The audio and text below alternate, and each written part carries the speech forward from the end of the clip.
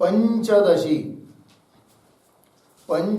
ग्रंथ में प्रकरण 3, तीसरा प्रकरण में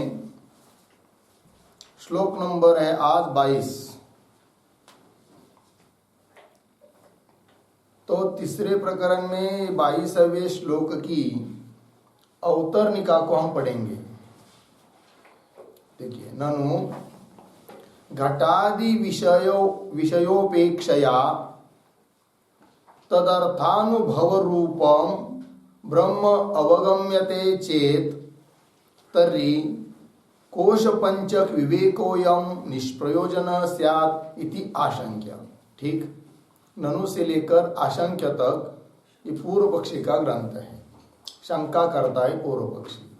क्या कह रहा है वो कहता है कि अभी आपने ऊपर क्या कहा कि जब भी घटादि पदार्थों का ज्ञान हो रहा है उसमें से घट को हटा देंगे, वजा कर देंगे, है कि नहीं, बुद्धि में से निकाल देंगे, तो जो स्फुरन रूप ज्ञान बचता है ना सभी विषयों का, वही ज्ञान ही तो क्या है, ब्रह्म है। ऐसा ऊपर कहा। तो पूर्व पक्षी बोल रहा है इस प्रकार से उन विषयों की उपेक्षा कर देने से बचा हुआ ज्ञान वही यदि ब्रह्म है, वही ब्रह्म ज्ञान है, तो फिर इसी से ही ब्रह्म ज्ञान हो गया। तब आपका ये जो प्रकरण चालू हुआ है तीसरा पंचकोश विवेक प्रकरण, इसका अब कोई प्रयोजन रहा नहीं है। जबकि आपने प्रतिज्ञा की थी कि पंचकोश का विवेक करेंगे तो उससे पृथक रूप से ब्रह्म का अवबोध होगा, किंतु आप पंचकोश विवेक इस प्रकरण का क्या नहीं रहेगा, प्रयोजन नहीं रहेगा। कौन बोल रहा है, पूर्व पक्षी का। क्योंकि इस पंचकोश विवेक प्रकरण पढ़ने से या पंचकोशों का विवेक करने से जो फल प्राप्त होने वाला है वह फल तो ऐसे ही प्राप्त हो रहा है। विषय का उपेक्षा कर देंगे, बचा हुआ ज्ञान वही ब्रह्म है और वही ब्रह्म ज्ञान है। ऐसा ही तुम कर रहे ना। कौन बोल रहा है, पूर्व पक्षी। पंक्ति देखिए, ननु घटादि विषय उपेक्षया, घटादि विषयों की जब भी ज्ञान हो रहा, अयम घट, अयम पट, अयम मट, इन सभी जगह घटादि जो विषय है, घट पट वगैरह, उसको क्या करेंगे, उपेक्षा कर देंगे, उसका बात कर देंगे, उसके बारे में मिथ्यात्व निश्चय कर देंगे। और उसका जो ज्ञान है वो ज्ञान ही क्या बता रहे तुम, ब्रह्म। देखिए, ननु घटादि विषय उपेक्षया, विषयों की उपेक्षा कर देने से तद अर्थानुभव रूपम, है कि नहीं, तद अर्थानुभव, तद अर्थ मतलब घटादि विषय का जो अनुभव है ना, तद अर्थानुभव रूपम ब्रह्म, उसका अनुभव ही क्या है, ब्रह्म है। ये कह रहे हो अनुभव रूपम ब्रह्म अवगम्यते चेत, अनुभव अर्थात ज्ञान, उन सभी पदार्थों का ज्ञान यही यदि ब्रह्म है तो ब्रह्म जाना जा रहा है, तो ब्रह्म अवगम्यते चेत तर्हि कोश पंचक विवेक अयम कोश पंचक विवेक निष्प्रयोजन स्यात्, उसका कोई प्रयोजन रहेगा नहीं। इति आशंक्य, इस प्रकार की शंका करके उत्तर दे रहे। ब्रह्मणः प्रत्यग रूपता ज्ञानेन विना संसारानिवृत्ते संसार अनिवृत्ते तथात्व अवबोधोपयोगित्वात् न तस्यपि वैयर्थ्यम इति आह। अब सिद्धांती बता रहे हैं कि पंचकोश विवेक जो यह प्रकरण है या पंचकोश का विवेक करना जो है बुद्धि से, वो कोई निष्प्रयोजन नहीं है। कैसे, देखिए, तो ठीक है, अभी जो प्रक्रिया ऊपर बताई थी कि विषयों का बात कर देने से उनका जो ज्ञान वही ब्रह्म है, ये तो ठीक है, किंतु केवल उस रूप से ब्रह्म का ज्ञान हो जाने मात्र से संसार की निवृत्ति होने वाली नहीं है। फिर संसार की निवृत्ति कब होती है, तो उस प्रकार का जो ब्रह्म तत्व है वही मेरा स्वरूप है, वही प्रत्यगात्मा है। मैं और ब्रह्म दोनों भिन्न नहीं है। उन दोनों के बारे में, मैं और ब्रह्म, इन दोनों के बारे में अभेद निश्चय हुए बिना संसार की निवृत्ति होती नहीं है। अब जो ऊपर प्रक्रिया बताई, जिस भी विषय का ज्ञान हो रहा है उसमें से विषय का बात कर देंगे, उपेक्षा कर देंगे, तो बचा हुआ ज्ञान ब्रह्म है, किंतु उतना वो तो ब्रह्म ज्ञान हुआ, किंतु उतने मात्र से संसार की निवृत्ति नहीं होगी। फिर और बताना पड़ेगा कि इस प्रकार से जिस ब्रह्म को तुम जान रहे हो वह ब्रह्म ही तुम्हारा प्रत्यगात्मा है।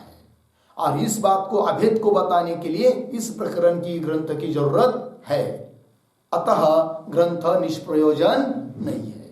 ठीक है जी, ये कह रहे देखिए, ब्रह्मणः प्रत्यग रूपता ज्ञानेन, प्रत्यग रूपता मतलब अंतरात्म स्वरूपता, अर्थात अपना अंतरात्मा जो साक्षी है वही ब्रह्म है।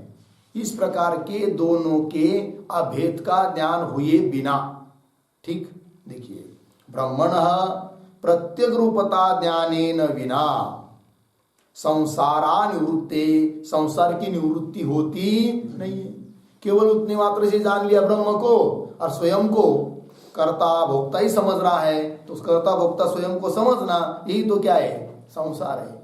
तो स्वयं में जो कर्तृत्व भोक्तृत्व, मैं जन्मवान हूँ मृत्युवान हूँ इत्यादि जो प्रतीति आ रही है भ्रम के कारण, उसकी तो निवृत्ति हुई नहीं, वही तो संसार है। और उसकी निवृत्ति कब होगी, तो सच्चिदानंद घन जो अनादि अनंत ब्रह्म है, जो कि कर्ता नहीं है भोक्ता नहीं है जन्म मरणवान नहीं है, और वो ब्रह्म ही मैं हूँ, इस प्रकार से जब अभेद रूप से ज्ञान होगा तभी संसार धर्म की, कर्तृत्व भोक्तृत्व आदि धर्मों की क्या होगी, निवृत्ति होगी। और उन दोनों का अभेद बताने के लिए पंचकोश विवेक रूप प्रकरण की जरूरत है, इसलिए वो निष्प्रयोजन नहीं है। ब्रह्मणः प्रत्येक रूपता ज्ञानेन विना संसारा निवृत्ते, संसार की निवृत्ति होगी नहीं। तथात्व, फिर तथात्व अवबोधोपयोगित्वा, तथात्व, तथात्व मतलब उन दोनों का अभेद है। इस प्रकार से अवबोध मतलब ज्ञान होने के लिए उपयोगी होने के कारण, पंचमी ये पंचकोश विवेक प्रकरण उसके लिए क्या है, उपयोगी है। तथात्व अवबोधोपयोगित्वात्, ब्रह्म और प्रत्यगात्मा दोनों का अभेद है, इस प्रकार का ज्ञान कराने के लिए इस पंचकोश प्रकरण का उपयोग होने के कारण, समझ में आया। तथात्व अवबोधोपयोगित्वात् न तस्यापि वैयार्थ्यम, तस्यापि, तस्य पंचकोश विवेकस्य अपि वैयार्थ्यम न, ये बात हो गई। तो श्लोक को पढ़ेंगे। पंचकोश परित्यागे, पंचकोश परित्यागे साक्षी बोधावशेषतः, साक्षी बोधावशेषतः स्वस्वरूपं स एव स्यात्, स्वस्वरूपं स एव स्यात् शून्यत्वं तस्य दुर्घटम्, शून्यत्वं तस्य दुर्घटम्। पंचकोश परित्यागे साक्षी बोधावशेषतः स्वस्वरूपं स एव स्यात् शून्यत्वं तस्य दुर्घटम्। पंचकोश परित्यागे साक्षी बोधावशेषतः स्वस्वरूपं सह एव स्यात् शून्यत्वं तस्य दुर्घटम्। ठीक, अन्वय, पहली पंक्ति सरल है। पंचकोश परित्यागे साक्षी बोधावशेषतः, हो गया नीचे, स एव स्वस्वरूपं स्यात्, स एव स्वस्वरूपं स्यात् तस्य शून्यत्वं दुर्घटम्। ठीक है, अर्थ देखिए भाई। पंचकोश परित्यागे, अन्नमयादिक 5 कोशों का परित्याग कर देने पर, मतलब उन अन्नमयादि कोशों के बारे में दृढ़ मिथ्यात्व निश्चय कर देने पर, उनके बारे में मिथ्यात्व निश्चय कर देना वही उनका क्या है, त्याग। कहीं पर भी अध्यस्त पदार्थ जहाँ होता है, उस अध्यस्त पदार्थ मतलब अनिर्वचनीय मिथ्या पदार्थ, तो उसके बारे में मिथ्यात्व निश्चय करना यही उसका क्या होता है, त्याग होता है। और कोई दूसरा त्याग करने की उसके लिए जरूरत नहीं है। जैसे मृगजल दिखाई दे रहा है, तो दिखाई दे रहा है तो फिर उसका त्याग करना है, तो त्याग कैसा करेंगे, उसको उठाकर कैसा फेंकेंगे, नहीं फेंक सकते, दिखाई तो देगा ही, तब क्या, तो उसके बारे में मिथ्यात्व निश्चय करना, यही उसका क्या है, त्याग है। रज्जु के ऊपर प्रतीत जो सर्प है वो तो मिथ्या है, तो उसका त्याग करना मतलब क्या, उसके बारे में मिथ्यात्व निश्चय करना। उसी प्रकार ये जो पंचकोश है इनका त्याग करना मतलब क्या, तो ये जो अन्नमयादिक 5 कोश है इनके बारे में क्या, पूरा मिथ्यात्व निश्चय करना, यही उनका त्याग है। तो पंचकोश परित्यागे, ये मिथ्या है केवल इतना कहना नहीं, उस प्रकार से बुद्धि में आरूढ़ होना। जैसे मृगजल 1000 बार देखेंगे तो भी आपका निश्चय ढलेगा नहीं, क्या कि सत्य करके, तो क्या लगेगा, मिथ्या ही है। और कोई कहेगा कि भाई मैं आपको 10 लाख रुपए देता हूं, इसको सत्य कहो, तो पैसे के लिए थोड़ी देर के लिए भले कह दे, लेकिन मन उसको समझेगा नहीं, है कि नहीं, मन में वो बात बैठेगी ही नहीं कि सत्य करके, क्या होगा, ये मिथ्या ही है। उसी प्रकार पंचकोशादिक जो अन्नमयादिक है ना, वो स्वप्न में प्रतीत होने वाले देहादिक की तरह क्या है, बिल्कुल मिथ्या है, ऐसा पूरा क्या होना चाहिए, निश्चय। तो वही उनका क्या हो जाता है, त्याग। देखिए पंचकोश परित्यागे, परित्याग कर देने पर साक्षी बोध अवशेषत, तो वो बचता कौन है जी, केवल साक्षी, अवबोध स्वरूप, ज्ञान स्वरूप साक्षी शिल्लक रहता है, शेष रहता है, तो साक्षी बोध अवशेषत। फिर आगे स एव स्वस्वरूपम स्यात्, स एव साक्षी बोध, बोध स्वरूप जो साक्षी है वही अपना स्वरूप है। तो दोनों का क्या हुआ, अभेद हुआ ना, ब्रह्म ही साक्षी है, साक्षी ब्रह्म है। स एव स्वस्वरूपम स्यात् तस्य शून्यत्वम दुर्घटम, पंचकोश का परित्याग कर देने पर बचा हुआ जो बोध रूप साक्षी है उसको शून्य कह नहीं सकते हैं। कि बोलेंगे भाई पंचकोश का परित्याग कर दिया तो बचा क्या फिर शून्य, ऐसा कैसा, ऐसा नहीं हो सकता। क्यों कि इन पंचकोशों का त्याग करने वाला कोई तो है, और जो त्याग करने वाला है वही क्या है, साक्षी है, तो उसको शून्य कैसा कहेंगे, शून्य थोड़ी त्याग कर सकता है, इसलिए उसको शून्य कहना यह अत्यंत दुर्घट है, मतलब कह नहीं सकते ये बात। टीका को देखेंगे, पंचकोशेति पंचानाम कोशानाम, कौन वो, अन्नमयादीनाम, 5 ऐसे जो कोश है अन्नमयादि कोश, उनके बारे में परित्यागे प्रतीक है, मतलब क्या, बुद्ध्या अनात्मत्व निश्चये कृते, बुद्धि से उनके बारे में अनात्मत्व निश्चय कर देने पर, ये क्या है, अनात्मा है, मिथ्या है, अनात्मा है, ऐसा निश्चय करना कोशों के बारे में, वही उनका त्याग है। तो बुद्ध्या अनात्मत्व निश्चय कृते अर्धविराम तत्साक्षी रूपस्य, है कि नहीं, उस त्याग का या पंचकोशों का साक्षी रूप कौन, तत्साक्षी रूपस्य बोधस्य अवशेषणात्, बोध ही अवशेष रहता है। तो सह बोध साक्षी रूप, साक्षी रूप बोध, वह साक्षी स्वरूप जो बोध है, ज्ञान बोध एव स्वस्वरूपम, तो स्वस्वरूपम प्रतीक है, स्वस्वरूपम का अर्थ कर रहे हैं निज रूपम ब्रह्म एव स्यात्, निज रूप अपना मूल रूप वास्तविक रूप कौन है, अपना स्वस्वरूप ब्रह्म ही है, निज रूपम ब्रह्म एव स्यात्। हो गया, आगे चलिए टीका में, ननो अन्नमयादीनाम अनुभव सिद्धानाम त्यागे शून्य परिशेष स्यात् इति आशंक्य आह शून्यत्वम इति। ठीक, पूर्व पक्षी बोल रहा है कि भाई जिनका अनुभव हो रहा है ऐसे कौन है, अन्नमयादि कोश, और जिनका अनुभव हो रहा है वो आत्मा नहीं, वो तो मिथ्या है, और जिसको तुम ब्रह्म कह रहे हो वो अनुभव में आता नहीं है। इसका मतलब यही सिद्ध हो रहा है कि जो अनुभव में आ रहा है उसका परित्याग कर देने पर शून्य ही तो बचेगा, ऐसा बोल रहा है कौन, पूर्व पक्षी।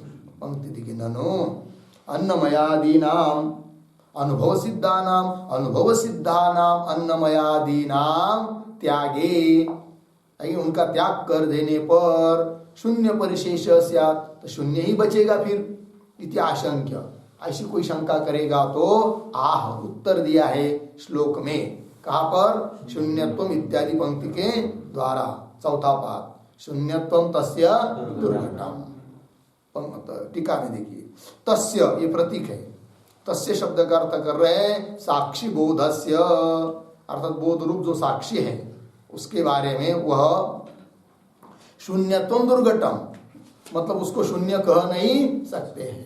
तो दुर्घटम, दुर्घटम शब्द का अर्थ कर रहे हैं दुस्संपाद्यम इत्यर्थः, अत्यंत दुख से भी उसको कह नहीं सकते क्या कि शून्य है करके।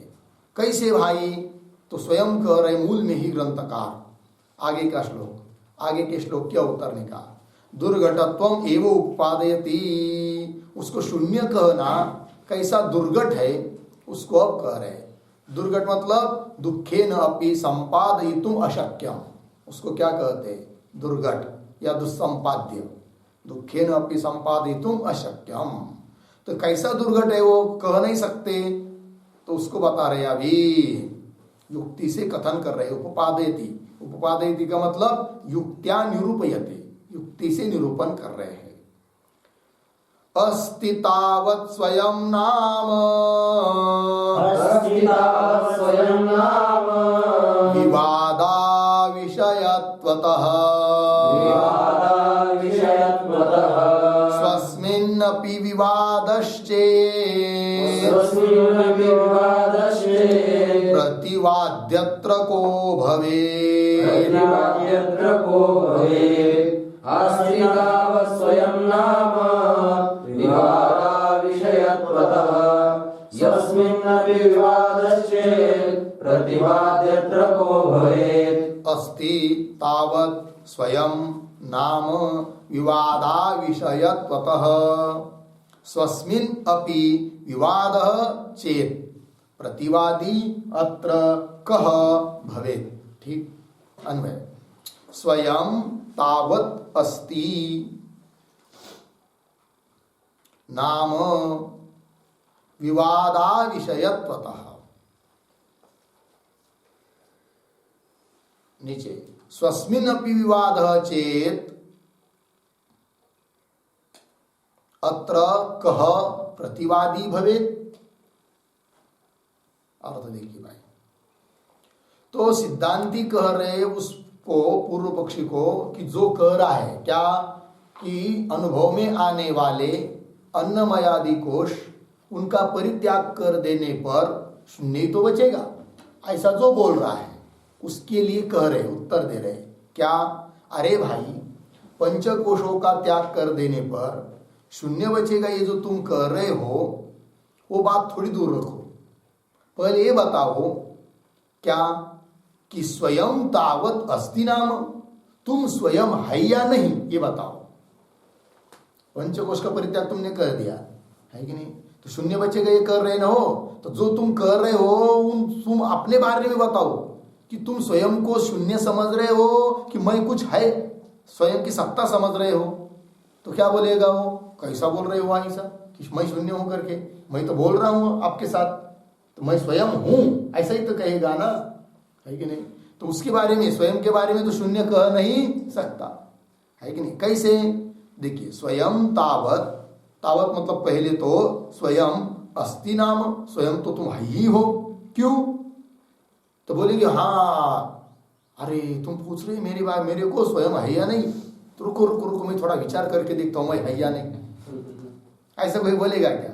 नहीं बोलता है, क्योंकि स्वयं के बारे में किसी को विवाद नहीं है। यदि विवाद का विषय स्वयं होता तब कहा जा सकता था कि विचार करके देखेंगे है या नहीं, ये शून्य है का क्या है, किंतु स्वयं के बारे में किसी को भी क्या नहीं है, विवाद नहीं है, विप्रतिपत्ति नहीं है, अर्थात संशय नहीं है, मैं हूं या नहीं हूं।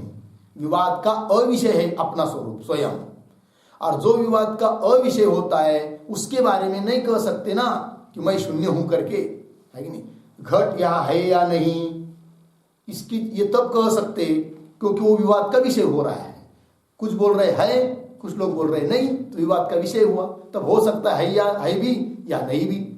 किंतु स्वयं के बारे में ऐसा कभी विवाद होता है क्या, मैं हूं या नहीं हूं? नहीं होता है, बिल्कुल विवाद नहीं होता है। इसका मतलब स्वयं को, स्वयं की सत्ता तो मानना ही पड़ रही है, ठीक है कि नहीं। तो देखिए स्वयं तावत अस्ति नाम, क्यों? विवाद अविषयत्वतः, विवाद का अविषय होने से। और यदि स्वस्मिनपि विवाद चेत, स्वयं के बारे में भी यदि किसी को विवाद होगा तो मैं हूं या नहीं हूं इत्यादि प्रकार से, तब तो अत्र कह प्रतिवादी भवेत, तो यह प्रतिवादी, बोलने वाला, शंका करने वाला या उत्तर देने वाला कौन होगा फिर? तो कोई तो रहेगा नहीं। जबकि तुम प्रश्न पूछ रहे हो, उत्तर भी दिया जा रहा है, या हम प्रश्न पूछ रहे तुम उत्तर दे रहे, ये तो सब है। यदि स्वयं के बारे में विवाद रहेगा तो प्रतिवादी कोई हो नहीं सकता, जबकि यहाँ पर प्रतिवादी उत्तर देने वाला है, इसका मतलब स्वयं के बारे में विवाद नहीं है। अर्थात स्वयं का अस्तित्व तुम मान नहीं रहे हो। और यदि स्वयं को मान नहीं रहे हो, जबकि तुमने पंचकोशों का परित्याग कर दिया है, तब उस स्वयं को आप शून्य कैसा कह सकते हो? कह नहीं सकते। लग गया? पंक्ति देखिए, टीका अस्ति स्वयं शब्दवाच्यम स्वस्वरूपम। स्वयं शब्द का वाच्य, स्वयं शब्द का अर्थ क्या है? स्वस्वरूपम। लौकिकानां वैदिकानां च मते तावत अस्ति एव। कोई भी व्यक्ति हो, चाहे लौकिक, लौकिक का अर्थ होता है प्राकृत जन, सामान्य लोग, शास्त्र संस्कार रहित, और वैदिकानां, वैदिक मतलब शास्त्रवेत्ता, है कि नहीं? लौकिक पुरुष हो कि वह वैदिक पुरुष हो, सबके मत में तावत अस्ति एव। क्या? स्वयं। स्वयं मतलब स्वस्वरूपम, क्योंकि स्वयं शब्द का वाच्य कौन है? अपना स्वयं का स्वरूप, वो तो सब लोग मानते ही है। ऐसा कोई भी व्यक्ति दुनिया में नहीं मिलेगा कि जो कि स्वयं को ही शून्य कर रहा है, जड़ कर रहा है, पत्थर की तरह कर रहा है, स्वयं मैं हूं, ये तो सब लोग कहते ही है। स्वयं के स्वरूप में किसी को विवाद नहीं है। देखिए, स्वयं तावत अस्ति नाम विवादात् अनिटिका। स्वयं शब्दवाच्यम स्वस्वरूपम लौकिकानां वैदिकानां च मते तावत अस्ति एव। कुतः इति अतः आह। बोलेंगे भाई, स्वयं का जो स्वस्वरूप है वो सबके बारे में, सबके लिए है ही है, ऐसा क्यों, कैसा कर रहे हो आप? तो उसके लिए हेतु दिया दूसरे पाद से, विवादा विषयत्वत, इस पंक्ति के द्वारा। ठीक है जी। देखिए, स्वस्वरूपस्य विप्रतिपत्ति विषयत्वाभावात् इत्यर्थः। जो मूल में शब्द आया है कि नहीं, विवादा विषयत्वतः, उसका अर्थ कर दिया। क्या अर्थ कर दिया? स्वस्वरूपस्य विप्रतिपत्ति। विप्रतिपत्ति मतलब वाद विवाद या शंका, है कि नहीं? शंका, संशय। स्वस्वरूपस्य विप्रतिपत्ति विषयत्व, स्वयं का स्वरूप विप्रतिपत्ति का, वाद का, संशय का विषय है या नहीं है? नहीं है। किसी को भी स्वयं के बारे में संशय नहीं। दूसरे के बारे में संशय हो सकता है कि नहीं? अरे भाई, हम यहाँ पर बहुत गोपनीय बात बोल रहे, हो सकता है खिड़की के बाहर कोई सुन रहा होगा। दूसरे के बारे में तो प्रतिपत्ति हो सकती है, किंतु स्वयं के बारे में किसी को संशय होता है क्या? नहीं। स्वस्वरूपस्य विप्रतिपत्ति विषयत्वाभावात्। लग गया कि नहीं? इत्यर्थः। अब आगे, विपक्षे बाधकम आह। विपक्ष मतलब स्वस्वरूप के बारे में भी यदि विवाद है, ऐसा कोई बोलेगा तब, मतलब सिद्धांत क्या कह दिया? स्वयं के बारे में किसी को भी विवाद होता नहीं है। इसके बावजूद भी यदि कोई तर्क करके बोलेगा कि नहीं नहीं, स्वयं के बारे में भी विवाद होता है, ये इसको कहेंगे विपक्ष, विरोधी बात। विपक्षे बाधकम आह, है कि क्या बाधक है? कब? स्वयं के बारे में यदि कोई विवाद या संशय मानेगा तो उसका खंडन करने के लिए कह रहे हैं, बाधक, खंडन करने के लिए युक्ति। विपक्षे बाधकम आह, कहा कह दिया? स्वस्मिन इति, मतलब श्लोक के उत्तरार्ध से, उसी का स्पष्टीकरण कर रहे टीकाकार। स्वात्मनि अपि विप्रतिपत्तौ सत्याम, है कि नहीं? स्वात्मनि मतलब स्वयं स्वस्वरूप के बारे में भी यदि विप्रतिपत्ति मानोगे तब, सती सप्तमी, विप्रतिपत्तौ सत्याम।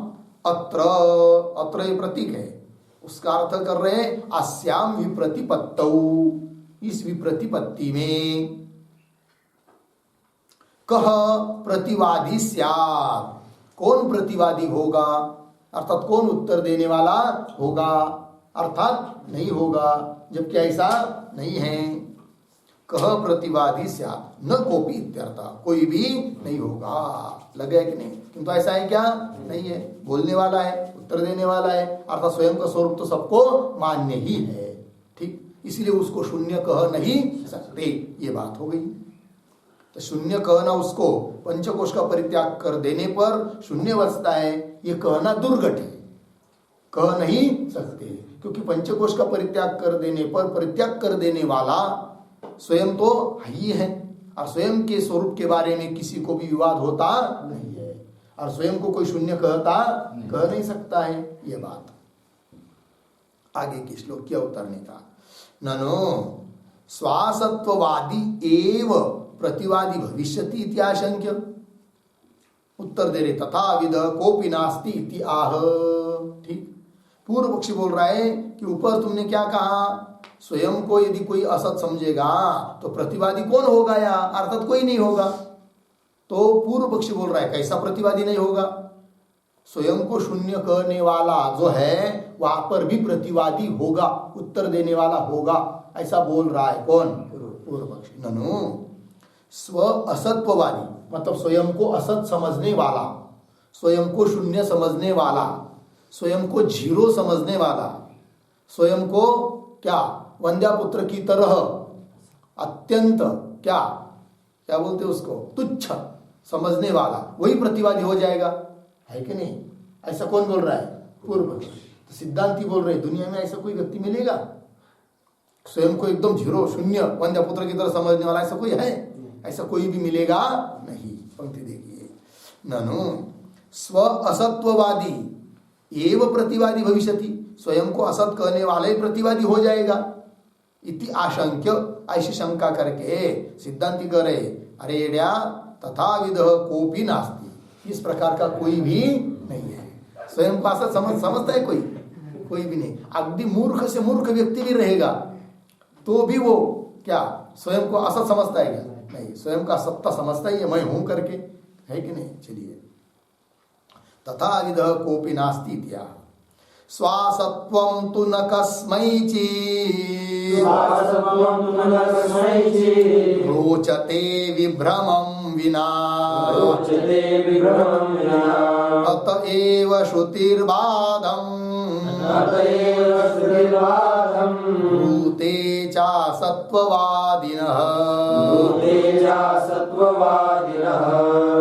स्वासत्वं तु न कस्मैचित् रोचते विभ्रमं विना अतएव श्रुतिर्बाधम् ब्रूते चा सत्ववादिनः। स्वासत्वं तु न कस्मैचित् रोचते विभ्रमं विना अतएव श्रुति बाधम ब्रूते च असत्ववादिनः। ठीक, अन्वय। स्वासत्वं तु विभ्रमं विना कस्मैचित् न रोचते, कस्मैचित् न रोचते। नीचे अतएव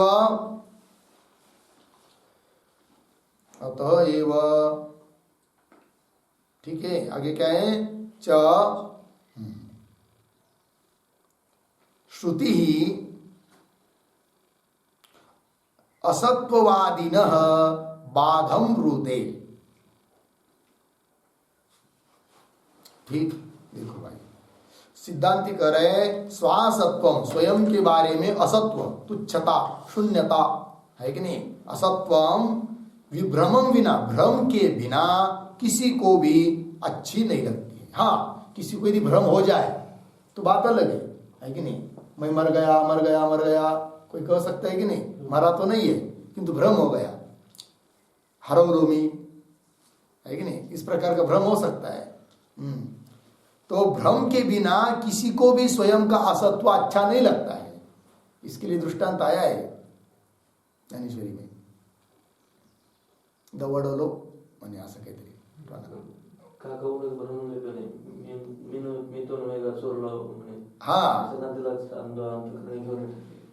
काय का कवनु एकू भ्रमलेपणे, मी तो नव्हेगा चोरलो म्हणे.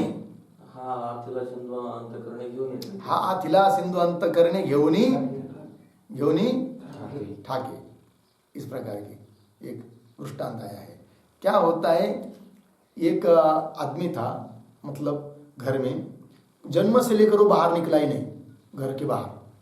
उसको डर लगती थी, बाहर जाऊंगा तो कहीं मैं घूम जाऊंगा, मतलब हरून घूम जाऊंगा, मुझे पता नहीं चलेगा पुनः घर का है मेरा वगैरह वगैरह. तो घर के बाहर निकला ही नहीं.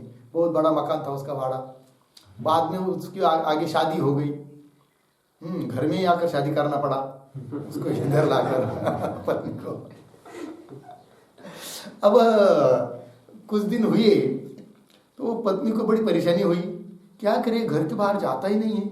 कहीं दुकान में चीनी लाना हो, कहीं शक्कर लाना हो, कुछ लाना हो, कहीं बाजार करने के लिए जाना हो, ये मुझे ही भेज देता है. घर के बाहर जाता ही नहीं है. और श्रीमंत होने के कारण इसके पास पैसा आ जाता है बाहर से आपसे आप. तो अब कैसा करे भाई. तो उसने विचार किया उसके बारे में, क्यों नहीं जाता बाहर. उसको पूछा उस पत्नी ने उसको कि तुम क्यों नहीं जाते हो दुकान में बाहर इधर उधर थोड़ा सा. तो वो बोलता है, मैं यदि बाहर जाऊंगा और जैसे जेब में से कोई चीज घूम जाती है, खो जाती है, वो इस प्रकार मैं खो जाऊंगा तो कैसा होगा फिर मेरा. तो उसने क्या कर दिया, फिर आइडिया कर दिया. इतनी डर है क्या, अच्छा मैं आपके इस हाथ को एक धागा बांध देती हूँ, और जब तक वो धागा आपके हाथ में है तब तक समझना कि मैं खोया नहीं हूं. और जब धागा नहीं रहेगा तो समझना मैं खो गया, ऐसा तुम समझो. हाँ ये बात तो ठीक हो गई, उसको समझ जज गई बात. तो फिर उस पत्नी ने क्या कर दिया, उसके हाथ में एक धागा बांध दिया. फिर वो गया बाहर दुकान में. अरे थोड़ी भीड़ भाड़ थी, गर्दी थी, और धागा क्या धागा ही था, वो थोड़ा गर्दी में टूट गया, कहीं गिर गया. फिर उसने सामान लिया, लेकिन उसको लगा कि मैं खोया हूं या नहीं हूं, तो जांचना चाहिए. तो उसने देखा अपने हाथ में तो धागा तो नहीं है. तो गया तो वही रोने लग गया, चिल्लाने लगा, अरे मैं खो गया, मैं कहाँ गया. सब गांव के लोग जमा हो गए, इसको क्या हो गया करके. तो वो धीरे धीरे वार्ता गई उसके पत्नी के पास कि वो तुम्हारा पति ऐसे चिल्ला रहा है, वाक हो गया. तो क्या हुआ होगा उसको समझ में आ गया, और लोगों को समझ में नहीं आ रहा है क्या कर रहा है, हो रहा है करके. किंतु उस पत्नी को समझ में आ गया. तो फिर वो तुरंत गई वहां पर हाथ में एक धागा लेकर, और तुरंत उसने क्या कर दिया, कहा हो तुम कहा हो, ऐसा करके उसके हाथ में वो धागा धीरे से बांध दिया. कहा खो गए तुम, ये क्या है, अरे मिल गया.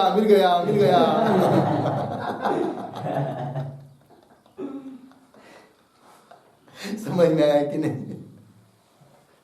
इस प्रकार कहने लग गया.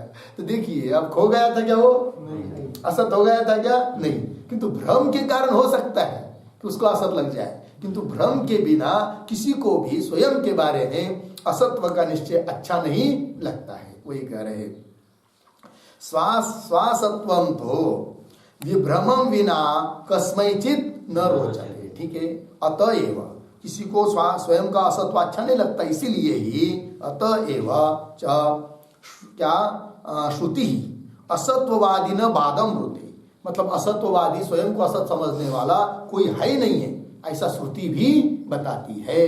ठीक है, चलिए कौन वो श्रुति है, स्वयं आ रहा है आगे. तो टीका पढ़ लेते पहले. स्वासत्वम इति भ्रांतिम एकाम विहाय अन्यस्याम दशायाम स्वस्य अभावः केन अपि नांगीक्रियते इत्यर्थः. ठीक, भ्रांतिम एकाम विहाय, भ्रांति को छोड़कर. हाँ, भ्रम हो जाए तो भले कोई कह दे मैं असत हो गया हूं, ठीक है, किंतु भ्रांति को छोड़कर अन्यस्याम दशायाम, अन्य दशा में, अन्य अवस्था में, स्वस्य अभाव, स्वयं का अभाव, असत्व, अभाव, शून्यत्व, तुच्छत्व, केन अपि न अंगीक्रियते, कोई भी इसका स्वीकार करता नहीं है. न अंगीक्रियते इत्यर्थः. कुत एवं निश्चयते इति आशंक्या. तो बोल रहे भाई, कोई भी अपने असत भाव का, शून्य भाव का अंगीकार नहीं करता है, ये तुमको कैसा समझ में आया. कुत एवं निश्चयते इति आशंक्य. तो उत्तर दिया श्लोक के उत्तरार्ध से, अतएव इत्यादि से. यतः कस्मैचित न रोचते, यतः जिस कारण से कि किसी को भी अच्छा नहीं लगता है, कस्मैचित न रोचते. अतः एव श्रुति ही अपि क्या असत्ववादिनः बादम ब्रूते। असत्ववादी, शून्यवादी मतलब स्वयं को शून्य समझने वाला ऐसा कोई है ही नहीं है। इस प्रकार से श्रुति भी क्या कर रही है? निषेध कर रही है, बात कर रही है। बादम ब्रूते हो गया। कौन वो श्रुति है? तो स्वयं बता रहे ग्रंथकार आगे के श्लोक में। आगे के श्लोक क्या उतरने का?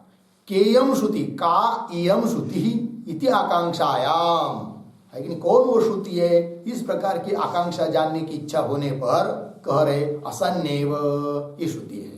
तैत्तरीय उपनिषद 2:6-1 इत्यादि काम ताम श्रुतिम अर्थतः पठति। उस श्रुति का अब अर्थतः पाठ कर रहे हैं। असत ब्रह्मेति चेद्वेद स्वयमेव भवेदस अतोस्य मा भूद्वेद्यत्वम् स्वसत्वं त्वभ्युपेयताम् असद्ब्रह्मेति चेद्वेद स्वयमेव भवेदस अतोस्य मा भूद्वेद्यत्वम् स्वसत्वं त्वभ्युपेयताम्। असत ब्रह्म इति चेत वेद स्वयं एव भवेत् असत अतः अस्य मा भूत वेद्यत्वं स्वसत्वं तु अभ्युपेयताम्। अन्वय ब्रह्म असत इति वेद चेत, ब्रह्म असत इति वेद चेत स्वयं एव असत भवेत्, स्वयं एव असत भवेत्। आगे अतः अस्य वेद्यत्वं मा भूत् स्वसत्वं तो अभ्युपेयताम्। ठीक अर्थ देखिए भाई। ब्रह्म असत इति वेद चेत, ब्रह्म असत है ऐसा यदि कोई बोलता है तो या जानता है तो होगा क्या? स्वयं एव असत भवेत्, स्वयं ही असत हो जाएगा फिर, क्योंकि ब्रह्म ही तुम हो। और स्वयं के लिए कोई असत कहता है क्या? नहीं। अर्थात ब्रह्म को असत कोई बोल नहीं सकता। वही ब्रह्म असत इति वेद चेत ऐसा यदि कोई जानेगा तो स्वयं एव असत भवेत्, स्वयं ही असत हो जाएगा, क्योंकि स्वयं ही क्या है? ब्रह्म। अतः अस्य, है कि नहीं, वेद्यत्व माभूत।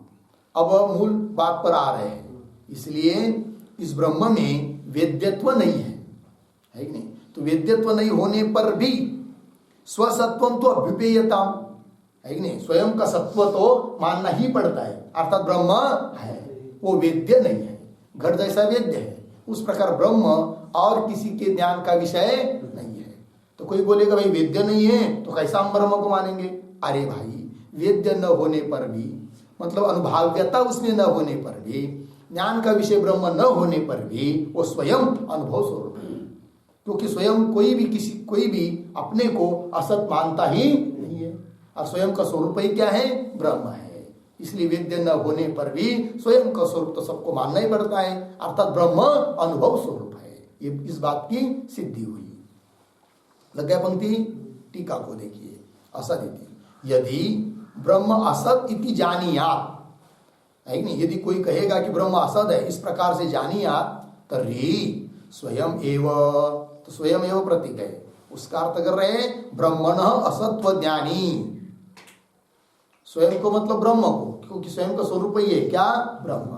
तो स्वयं एव मतलब ब्रह्मण असत्व ज्ञानी, असत भवेत्, वो असत हो जाएगा। क्यों? स्वस्यैव ब्रह्म रूपत्वात्, स्वयं का स्वरूप ही है क्या? ब्रह्म। तो जो ब्रह्म को असत कहेगा तो स्वयं ही असत हो जाएगा, और स्वयं को असत तो कोई कह नहीं सकता है, अर्थात ब्रह्म असत नहीं। वेद्य न होने पर भी, है कि नहीं?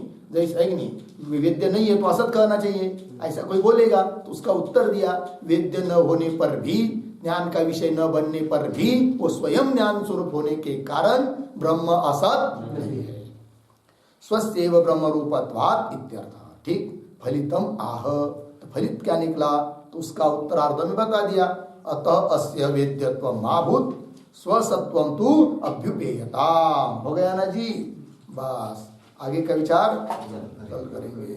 ओम पूर्णमदः पूर्णमिदं पूर्णात् पूर्णमुदच्यते पूर्णस्य पूर्णमादाय पूर्णमेवावशिष्यते। ओम